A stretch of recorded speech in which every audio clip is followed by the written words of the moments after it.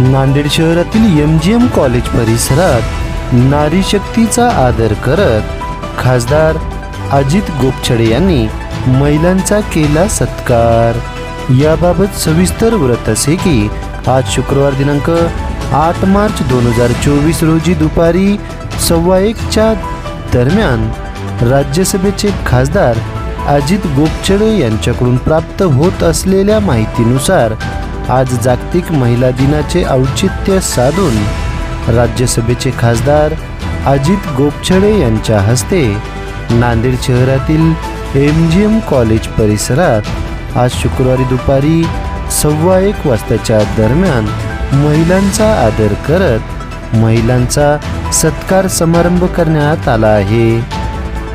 यावेळी खासदार महोदय अजित गोपछडे यांनी सर्व महिलांना महिला दिनाच्या शुभेच्छा दिल्या आणि भाजपचे ज्येष्ठ नेते माजी आमदार यांचे दुःखद निधन झाल्यामुळे खासदार अजित गोपछडे यांनी भावपूर्ण श्रद्धांजली देखील अर्पण केली आहे।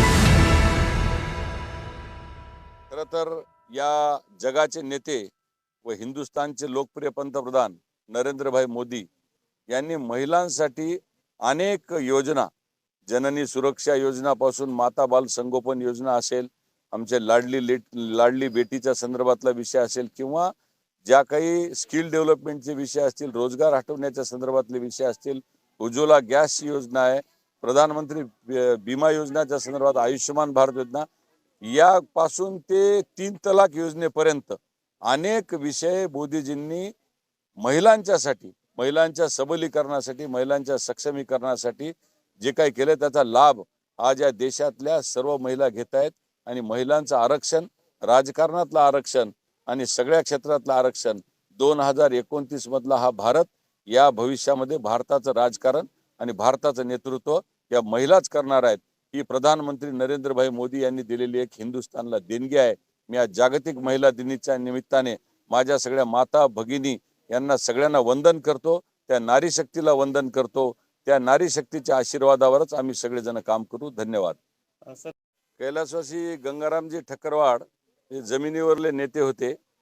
गावाच्या सरपंच पदापासून ते जिल्हा परिषद, पंचायत समिती, सभापती वेगळे पद भूषून जनमानसांमध्ये आमदार झाले। अनेक सगळ्या सेवा सहकारी सोसायट्यांचं यशस्वीपणे त्यांनी जाळं विणलं।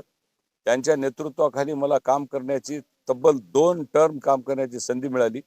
ते माझे जिल्हाध्यक्ष होते, मी एकदा जिल्हा उपाध्यक्ष, जिल्हा सरचिटणीस आणि अनेक अभियानांमध्ये, गाव चलो अभियान असेल, भारतीय जनता पार्टीच्या सगळ्या अभियानामध्ये ते माझ्या वडिलांच्या वयाचे होते, मी त्यांच्या मुलाच्या वयाचा होतो, सोबत फिरायचो आणि त्यांच्या अनेक आज आठवणी मनामध्ये दाटून येतात।